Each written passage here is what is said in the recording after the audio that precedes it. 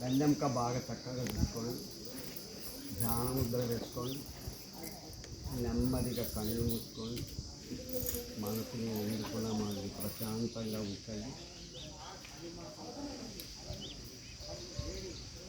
బాగా దీర్ఘ శ్వాస తీసుకొని దీర్ఘ శ్వాస రెండవసారి కూడా బాగా దీర్ఘ శ్వాస తీసుకొని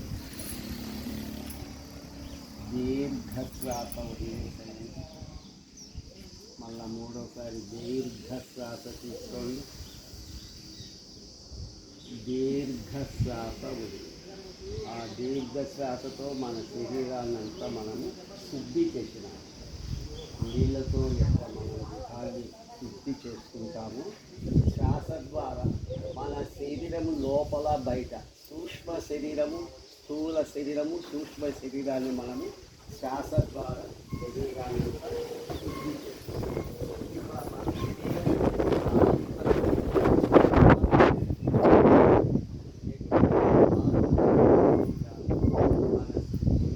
శరీరాన్ని మనిషిని ఒక ట్రాక్ పైన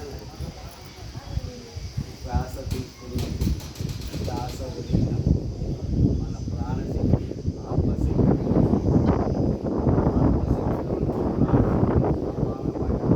బయటికి వెళ్ళి భావనలు చేస్తూ మనకి ఆలోచనలు వస్తుంటాయి పోతుంటాయి.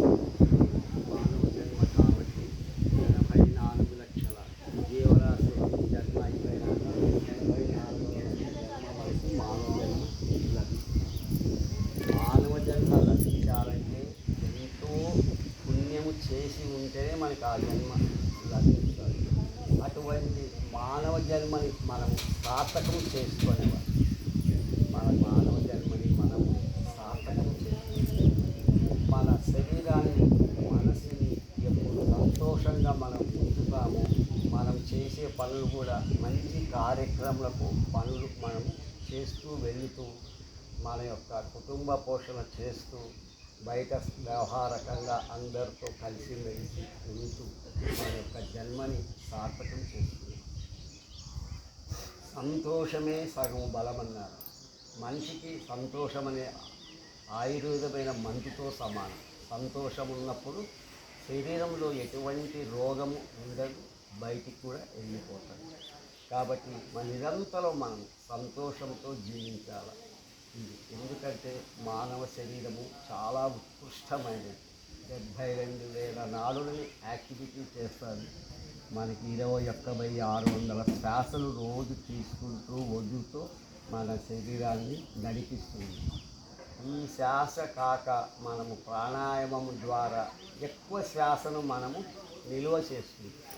ఆక్సిజన్ మన ఆయుష్ని పెంచుకునే దానికోసము, ఆరోగ్యంగా ఉండేదానికోసము మన యొక్క ప్రాణాయామం ద్వారా ప్రాణశక్తిని మనం చేసుకొని మన యొక్క ఉచ్ఛ్వాస నిశ్వాసల యొక్క శ్వాసక్రియని ఎక్కువ తీసుకోకుండా మన శ్వాస ఎంత తక్కువ శ్వాస తీసుకుంటే అంత ఎక్కువ కాలం జీవిస్తాము, ఎక్కువ శ్వాస తీసుకుంటే తక్కువ కాలం జీవిస్తామని యొక్క శాస్త్రం యోగ శాస్త్రంలో బాగా చెప్పబడి ఉంది.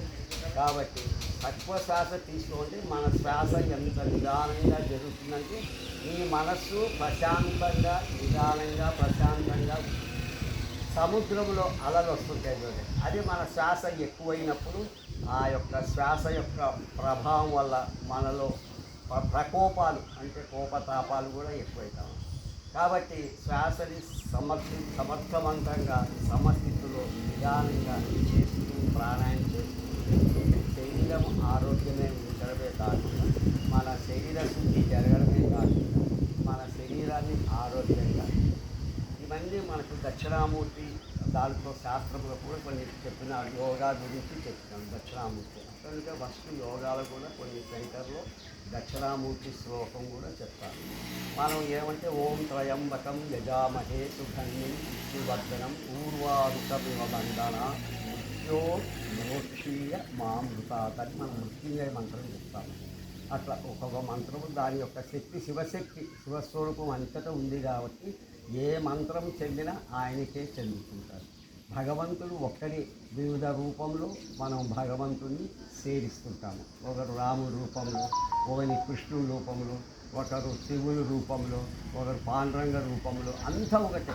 ఏమంటే మనం శరీరంలో మనం ఏది అనుకుంటే మనసులో ఆ రూపాన్ని మనం చూస్తూ భగవంతుని మన యొక్క మనసుని చంచలము కాకుండా ప్రశాంతంగా ఉండేదానికి, ఆ యొక్క దృష్టి దానిపైన పెట్టేదానికోసం మనం గుళ్ళో విగ్రహాలను చూస్తూ కొంతసేపు మన యొక్క బాహ్య ప్రపంచాన్ని మర్చిపోయి అంతః ప్రపంచంలో మనం నడుస్తుంటాం.